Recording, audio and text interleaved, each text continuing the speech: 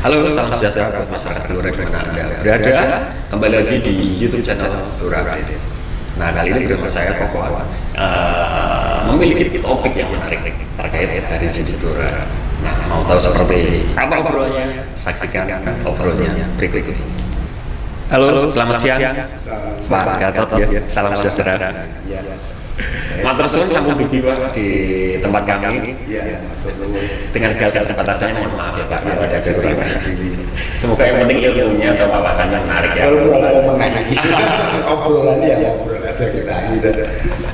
Oke, Pak Gatot ini ya ini kan terkait Hari Jadi Blora ya. Sebelumnya mari kita ucapkan selamat ulang tahun untuk Kabupaten dan Jember. Selamat ulang tahun Kabupaten Blora ya. Semoga semakin jaya dan selalu berbenah menjadi lebih baik lagi. Nah, Pak Gatot, pripun kabarnya Pak hari ini Pak? Ya sehat. Sehat ya Pak ya. Sehat untuk. Oke, Pak ini ngomong-ngomong ya, kita temanya kan Hari Jadi Kabupaten Blora ke-271. Kalau dipikir-pikir, kalau hitungan angka Pak itu cukup tua Pak, dua abad lebih Pak, mau ketiga. Nah, kalau menurut jenengan pandangan dengan Kota Blora, Kabupaten Blora saat ini seperti apa sih? Ya, Kabupaten Blora sebagai sebuah wilayah yang secara geografis tidak ada pesisir dan tidak dilewati oleh transportasi besar, tentu tidak menjadi kabupaten kota di Jawa Tengah yang mempunyai strata banyak banget. Tetapi dalam perkembangan Blora yang terjadi, maka adanya jalan dari Lembang ke Blora, kemudian Blora ke Cepu menjadi jalan yang nasional, tentu akan menjadikan Blora menjadi lebih baik. Walaupun sejak lumpur di Cepu sudah ada stasiun kereta api, itu yang menyebabkan Kecamatan Cepu berposisi secara kultural lebih baik, baik secara administratif maupun secara keekonomian. Ya, nah ngomong-ngomong mengenai ini ya Pak, saya pernah baca di buku gitu ataupun sebuah artikel beberapa orang-orang yang suka mendalami sejarah Blora nih Pak ya. Itu mengatakan kata siapa hari ulang tahun Blora itu 11 Desember enggak kok banyak kontroversinya katanya gitu ya. Sejarah Blora aja yang sejarah Blora kan ada yang mengatakan katanya berasal dari kata blor gitu ya, ceblok atau becek gitu. Ada yang mengatakan enggak, itu kan hadiah dari Empu Barada karena perpecahan kerajaan Kahuripan ya, jadi nah itu ada yang mengatakan versi itu, terus ada yang lain-lain. Nah, kalau menurut jenengan sendiri hari ulang tahun Blora itu tepatnya kapan ya Pak ya? Ya, saya mengacu pada norma. Dalam hal ini pernah ada perda di Kabupaten Blora, tentu perda itu ditandatangani oleh Bupati dan DPRD waktu itu. Periodisasinya adalah 1989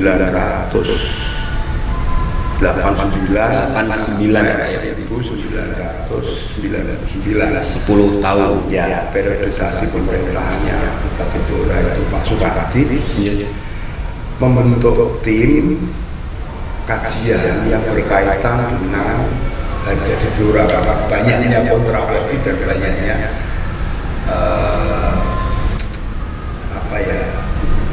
banyaknya masyarakatnya yang oleh sebab itu dibuatlah tim yang melakukan kajian terhadap sejarah Blora di masa lalu yang menjadi agak kuat. Kemudian ada Profesor Dr. Suyanto Kapodirjo, guru besar dari UNS, yang terlibat dalam proses kajian itu yang menjadi kuat. Kemudian dalam kajian itu ketemulah yang namanya surat kekancingan atau SK modernnya yang dibuat oleh Pangeran Mangkubumi yang sudah jengkar dari Keraton Surakarta Diningrat, memposisikan dirinya di Sukowati. Nah, setelah berada di Sukowati, maka Pangeran Mangkubumi diangkat oleh pendukung-pendukungnya menjadi Sunan di luar keraton. Sunan di luar keraton ya. Kemudian sore harinya membuat SK atau kekancingan tersebut yang ditujukan kepada Tumenggung Wilotekto untuk menjadi Bupati Blora. Itu yang dipakai sebagai dasar pertimbangan hari jadi Blora. Bukan berarti hari jadi Blora itu harus seperti itu, harus tanggal itu gitu ya Pak. Tetapi waktu itu ketemu itu, waktu itu ketemu itu. Kekancingan itu memang bertanggalkan 11 Desember, tahunnya waktu itu adalah 1749. Ya. Jadi seperti yang Mas Firman sampaikan tadi, ya 271 itulah hitungannya. Ya. Itu berarti Wilotekto ini orang keraton ya Pak? Wilotekto itu adalah salah satu kepala pasukan yang menjadi pengikut setia Pangeran Mangkubumi. Kalau secara jabatannya apa Pak? Kala itu Tumenggung ya? Tumenggung ya sebuah pangkat kemiliteran di zamannya ya sudah lumayan prestisius. Ya, karena waktu itu di Blora, maksudnya bumi Blora ini masuk ya Pak ya ke area kekuasaan dari dalam tanda kutip Mas, kalau kita bicara masuk karena begini, secara umum keraton itu berada di Surakarta Diningrat. Dan Blora dalam segala macam halnya, Ngawi segala macamnya itu ya di bawah pemerintahan Mataram ya. Tetapi yang tidak boleh dilupakan adalah begitu Pangeran Mangkubumi itu jengkar dari keraton dan memposisikan dan Sukowati, kemudian diangkat oleh pengikutnya, maka secara umum dia juga merasa mempunyai kekuasaan sampai Blora.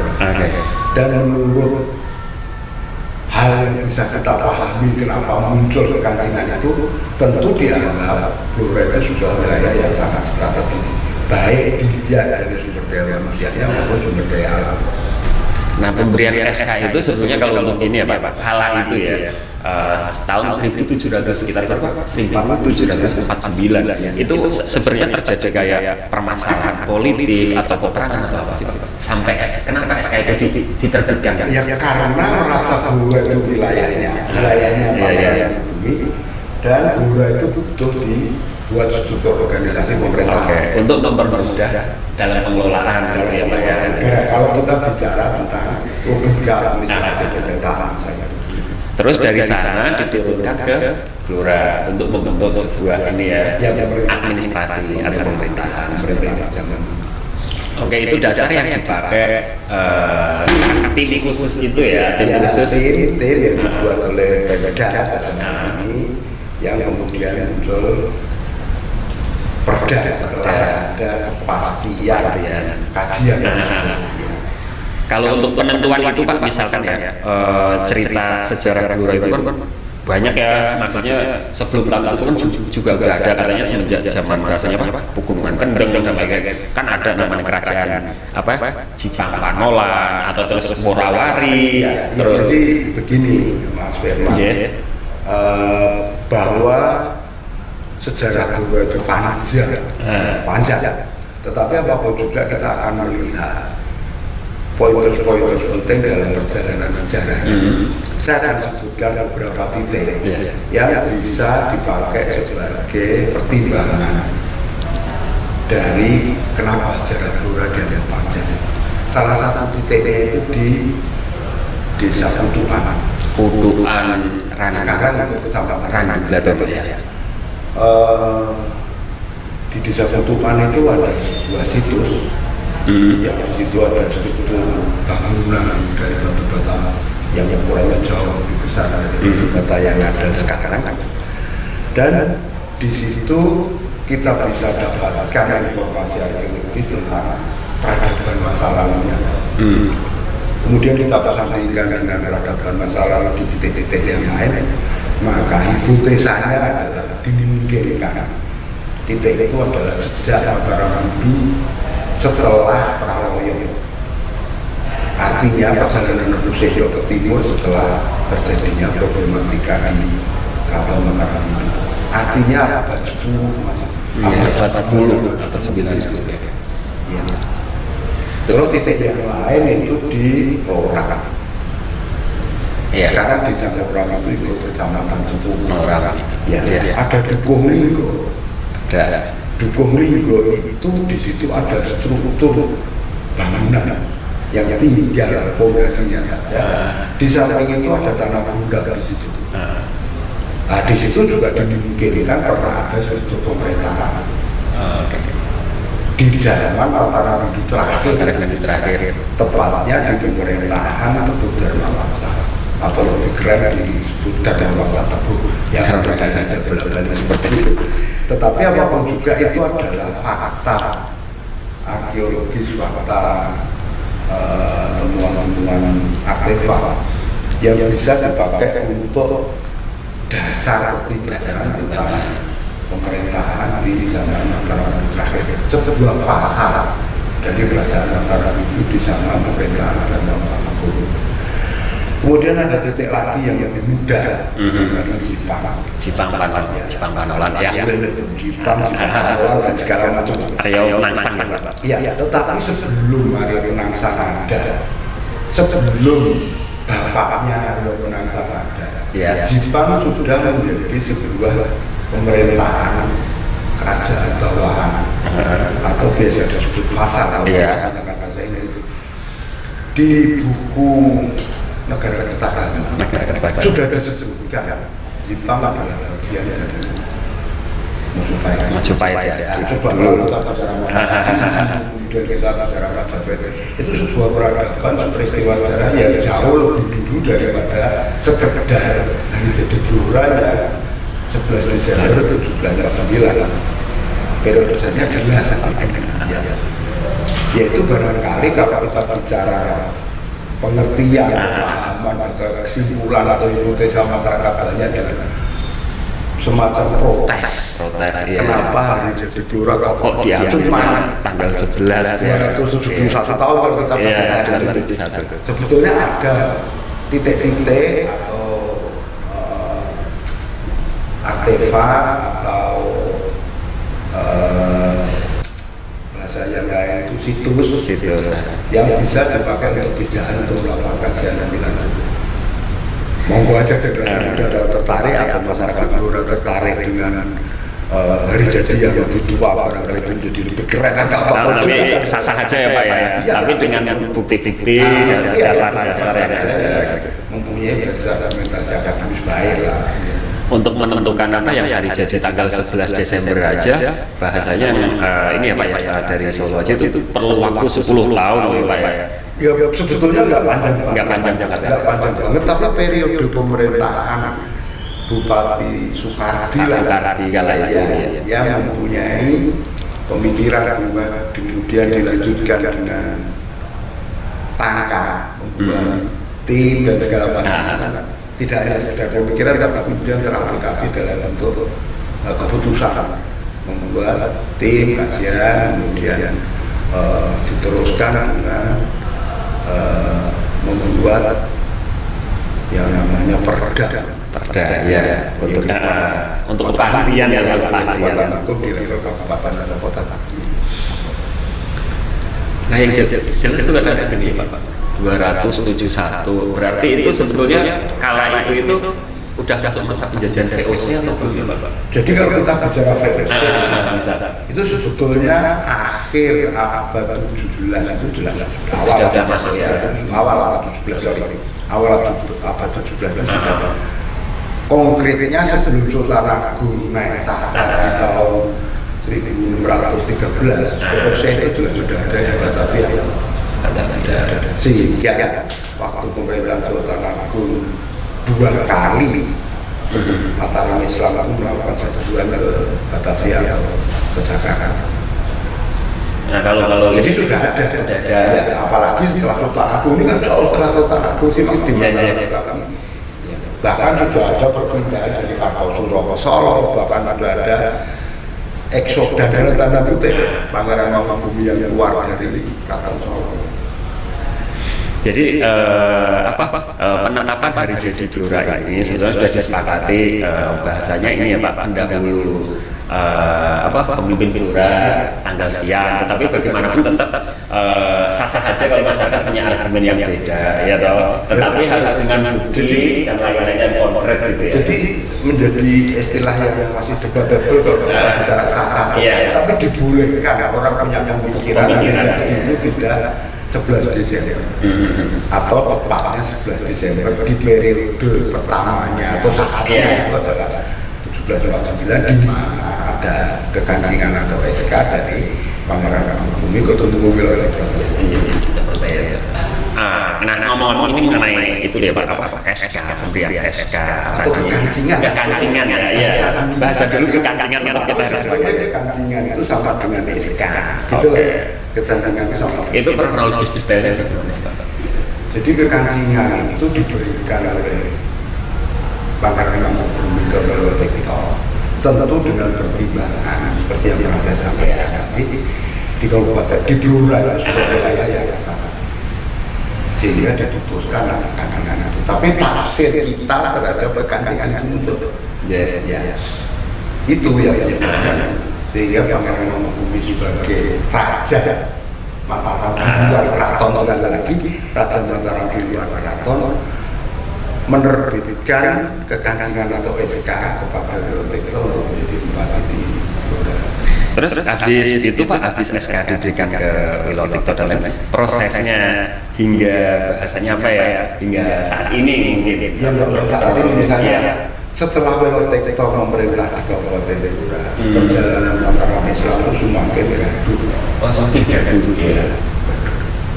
Dalam hal ini Keraton Surakarta Hadiningrat memandang Pangeran Mangkubumi itu sebagai pemberontak. Tapi sebetulnya dengan tanda kutip, karena kalau disebut pemberontak itu menjadi aneh. Sebetulnya kalau Mangkubumi ini angkanya keraton Pak. Mangkubumi itu adalah saudara seayah dari Pakubuwono II. Dari Pakubuwono. Berarti masih ada hubungan darah. Sangat dekat. Sangat dekat. Sangat dekat. Nah, dalam perjalanannya di Mataram itu kemudian terjadilah perjanjian Giati untuk meredam gejolak pertempuran antara Pakubuwono II dan Pangeran Mangkubumi. Tetapi kalau kita melihat dari angel yang lain, angel kita, maka itu adalah politik DPD temporer. Politik yang ditumpangi. Politik pecah. Saya sederhana. Kenapa? Karena semakin banyak muncul simbol-simbol itu Belanda akan semakin ringan. Iya, untuk menguasai ekonomi dan lain-lain. Ada penyusup di situ ya Pak ya? Yang saya tidak bisa jawab tentang penyusup, tetapi menurut hemat saya ada agenda besar bagaimana pecah-pecah kekuasaan tersebut, power di mana. Nah, perjanjian Giati itu sebuah perjanjian yang ditandatangani oleh Pakubuwono III, bukan dua lagi. Pakubuwono III generasi selanjutnya ya. Turunan berikutnya dari Pakubuwono II dengan Pangeran Mangkubumi yang isinya itu Palian Negari memecah sebuah kerajaan menjadi dua. Sebagian besar dikuasai oleh Pakubuwono III, sebagian lagi dikuasai oleh Pangeran Mangkubumi yang berposisi di Ngayogyakarta Hadiningrat di Jogja. Itulah inti perjanjian Giati. Yang menjadi aneh, Mas Firman dan para pemirsa, di kerajaan Islam itu belum ada tradisi narasi tulis untuk penyelesaian problem. Narasi tulis. Perjanjian itu narasi tulis. Iya. Dan dulu itu penyelesaiannya ya tempur sampai selesai gitu loh. Nah ini menjadi aneh.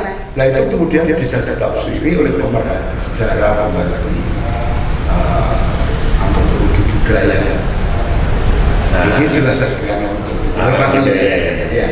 Ini menjadi menarik luar biasa. Kenapa ada narasi tulis di periodisasi itu yang biasanya yang ada adalah prasasti segala. tapi itu hanya cuma prasasti itu ya. dibuat berdasarkan keputusan raja tentang sebuah wilayah yang ditangani. Jika misalnya dulu umumnya seperti itu, tapi pas di saat ini ada penyelesaian problem dengan perjanjian itu jelas bukan budaya Mataram. Iya, ada pihak lain. Nah, setelah perjanjian Giyanti masuk maka keraton Mataram itu terbagi menjadi dua rencana. Nah, karena keraton Mataram dibagi menjadi dua, maka Tumenggung Wilotekto meletakkan jabatannya dikarenakan dia diangkat oleh Pangeran Bumi, kemudian wilayah Kabupaten Blora ikut Surakarta. Itu yang menyebabkan Wilotekto berhenti dari Bupati Blora meletakkan jabatan.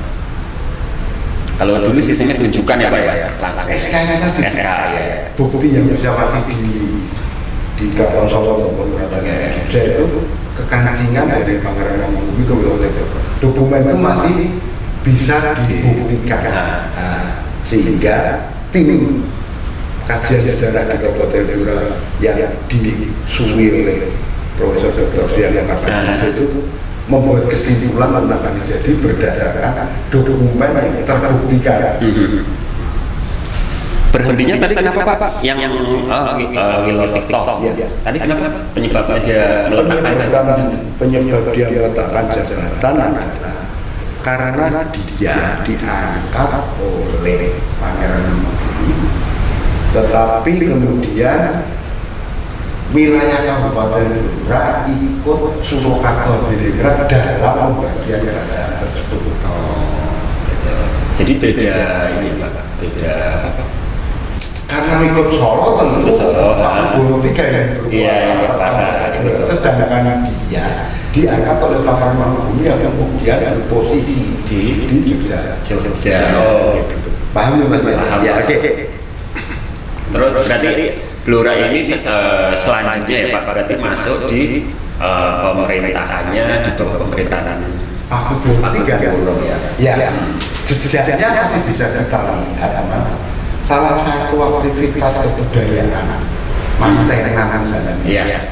Maka baju, kemudian jaring, kemudian blangkon yang dipakai, segala perabot berpakaian itu versi Keraton Surakarta Diningrat, bukan versi Keraton Yogyakarta Diningrat.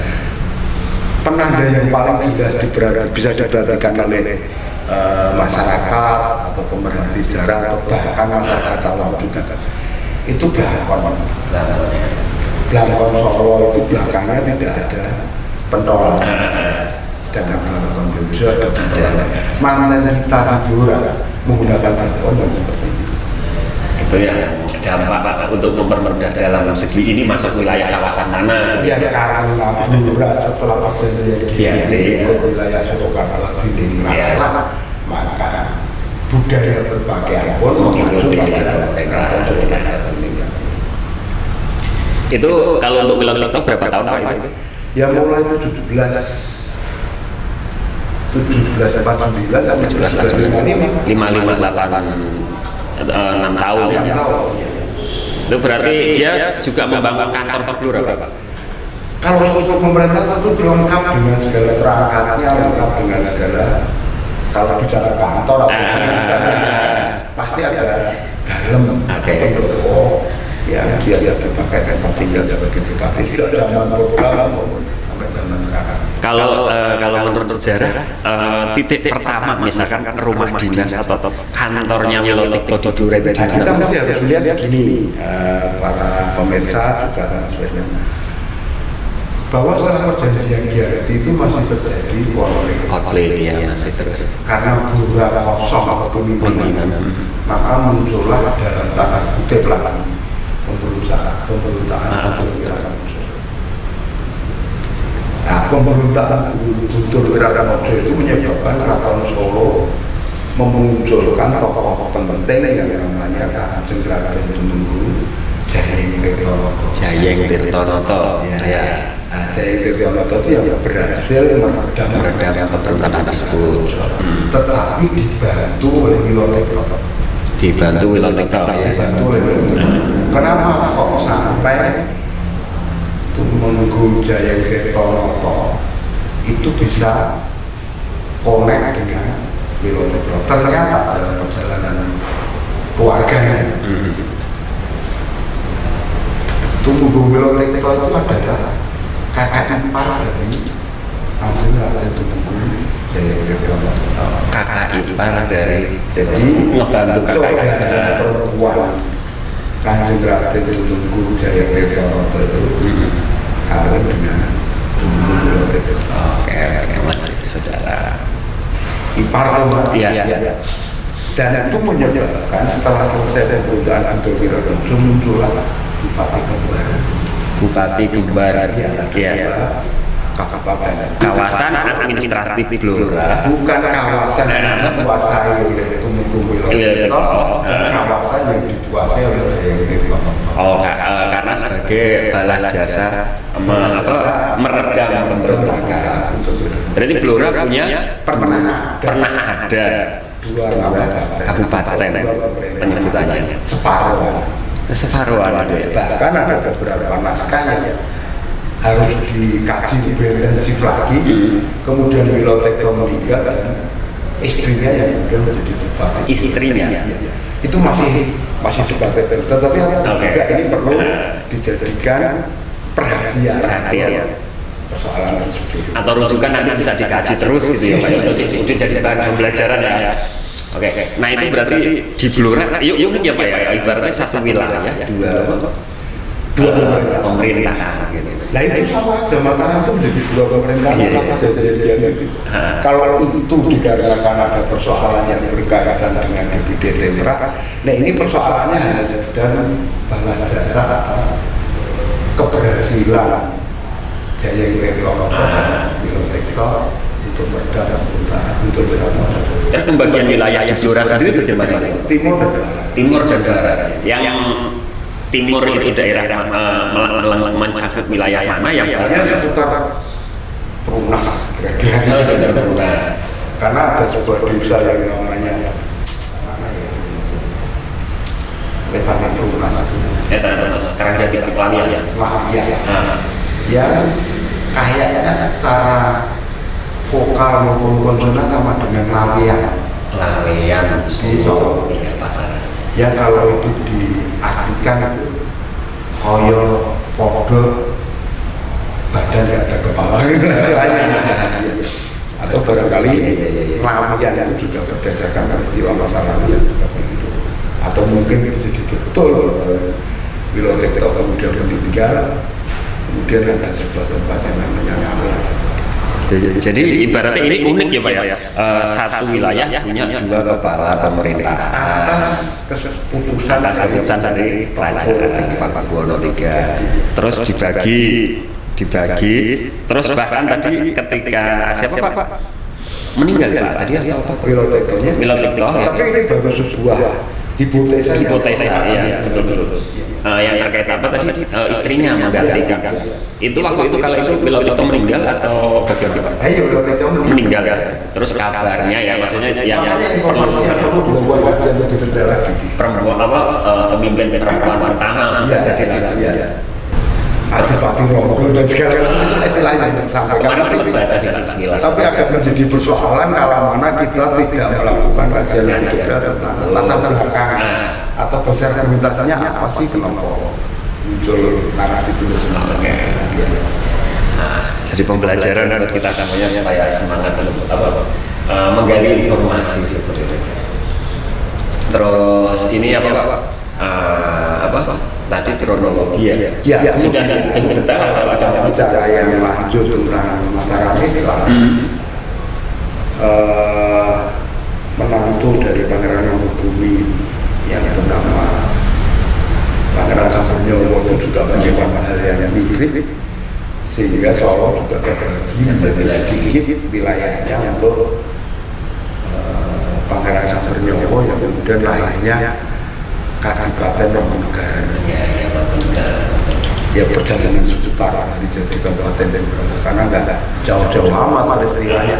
Kalau kita bicara di Blora 1749, kalau kita bicara perjanjian Giyanti 1755, kalau kita bicara perjanjian Solo Tigo itu 1757, cuma 2 tahun muncullah Mangkunegaran. Kalau kita lihat potretnya lagi di Jogja, kemudian juga terbagi dua dengan munculnya Pakualaman. Pakualaman ya, apakah ini tidak bisa kita tafsiri sebagai DPDT dari strategi militer dari POC kala itu ya, untuk memperkuat jaringannya, untuk mendominasi itu, memperkecil. Terus ini Pak, berarti dasar yang dipakai adalah memang pemberian SK itu ya? Iya, kalau kita bicara karena terkait memang bahasa penelitian dan lain-lain, kembali lagi dan sudah ada kekuatan hukum tetapnya bahwa perdagangan ini yang masih bisa di-tracking lengkap dengan segala keterbatasannya, karena itu ya problematikanya hanya untuk mencapai sebuah bahasanya satu angka ya, 11 Desember gitu. Dengan 1749 yang dipakai acuan adalah surat keputusan atau keagungan dari Pangeran Mangkunegaran. Kalau hari ulang tahun Pak atau hari jadi seperti itu sebetulnya memang seberapa penting sih Pak untuk sebuah pemerintahan ya, atau sebuah wilayah ya? Ya karena di situ akan tergambarkan perjalanannya dalam arti udah ada sistem pemerintahannya. Tetapi yang kita tidak boleh lupa, ternyata perjalanan sebuah kabupaten atau kadipaten penyebutan yang lain tentu sangat terpengaruh dengan gejolak yang terjadi kondisi saat itu. Konkretnya Pangeran Mangkunegaran itu jelas memerintah di Sukowati, kemudian terjadi perjanjian Giyanti, dan Pangeran Mangkunegaran kemudian bergeser ke Jogja, Kesultanan. Nah ini wilotektonik gimana? Nah itu artinya pemerintahan di pusat itu sangat berpengaruh terhadap yang di daerah binaan atau pasalnya ya. Nah, Blora ya, usia 271 dengan ceritanya tadi, mulai dari Aryo Penangsang, terus masuk di juga bagian kerajaan Majapahit, terus ini konflik dari masuk di wilayah mana tadi, Solo ya, kerajaan Solo, dengan berbagai ragamnya itu tadi cukup menarik dengan sejarahnya. Nah itu kira-kira untuk Kabupaten Blora sendiri apa makna positif yang bisa diambil dengan perjalanan cerita historis seperti ini? Begini Mas, Blora dari masa ke masa sebetulnya menghasilkan sebuah kultur yang luar biasa, punya ketahanan yang sedemikian kuatnya sehingga sampai hari ini pun Blora masih harus kita katakan sebuah eksistensi sebuah kabupaten yang luar biasa. Memang tidak berada di pesisir, tetapi Blora tidak berada di pedalaman terlalu. Semua nanggung ya Pak? Bukan nanggung, semua menjadi informasi yang bisa terserap di masyarakat. Oke, bisa menyerap segala aspek ya. Itu yang menyebabkan Blora mempunyai kultural. Kalau ini bisa kita eksplorasi, maka ini menjadi sumber daya manusia yang kuat. Dari sisi itulah sebaiknya eksplorasi tentang kebudayaan kesenian kita lakukan dengan keseluruhan jadi materi yang baik kesejahteraan Blora. Kalau ini Pak cerita ya, pengalaman ibarat Blora dari tadi kan masuk di wilayah kawasan kerajaan gitu kan, dengan banyak dilema atau bahasanya banyak ceritanya itu apa yang bisa misal kayak dulu bahasanya kan ada pemerintahnya di sana, terus di sini wilayah bagiannya gitu ya. Terus sekarang kita juga masih di wilayah bagian pusatnya di Jakarta saja gitu. Nah dari cerita perjuangan zaman dulu atau apa itu untuk Blora yang bisa menarik untuk dipahami adalah apa sih Pak? Yang menjadi catatan adalah konflik yang terjadi di pusat ya. Tentu akan berdampak ke daerah. Contohnya Wilotekto yang tadinya di bawah kekuasaan Pangeran Mangkunegaran di Sukowati setelah perjanjian Giyanti dan Pangeran Mangkubumi mendapatkan wilayah Ngayogyakarta dan sekitarnya, sedangkan Blora ikut wilayah Surakarta Hadiningrat, maka Pangeran Mangkubumi itu tidak mempunyai link langsung dengan Wilotekso. Kalau dibanding Wilotekso itu kelangan link kita dia mendapatkan sebuah mandat ya, mandat untuk Kabupaten Blora, kemudian wilayah itu menjadi wilayah Surakarta Hadiningrat yang dipimpin oleh Pakuworo III. Itu yang menyebabkan Wilotekso menghentikan meletakkan jabatannya. Konflik di pusat berpengaruh di daerah. Itulah makna yang bisa kita tafsiri atau kita tata yang menjadikan Blora atau semuanya menjadi harus sangat hati-hati dikarenakan problematika ini. Harapannya untuk Blora ke depan ya kita menginginkan Blora yang baik. Blora yang baik. Ya. Punya nilai jual yang cukup sebetulnya ya. Itu sumber daya manusia. Yang sumber daya kita diskusi. Sumber daya manusia. Sebuah modal yang luar biasa bagus, luar biasa cukup untuk menjadikan Blora itu sebuah kawasan yang maju dan baik. Oke, kayaknya menarik banget bahas hari jadi Blora ya. Semoga apa yang kita obrolkan hari ini sangat bermanfaat Dan kita tunggu kita doakan sama-sama semoga Blora semakin maju. Dan tadi salah satu yang sangat menarik adalah Blora punya potensi ya Pak ya. Iya, dengan sejarahnya seperti itu. Nah, terima kasih Pak Gatot Pranoto atas kehadirannya di studio ya. Sukses selalu buat Pak Gatot. Nah, mungkin kapan-kapan kita ketemu lagi ya Pak ya, bahas sejarah yang sangat menarik, apalagi tentang Blora yang tidak ada habisnya. Yang jelas buat sobat semuanya, jangan lupa stay terus di YouTube channel Blora. Saya Firman dan Pak Gatot. Kesempatan kali ini mohon pamit. Sampai jumpa.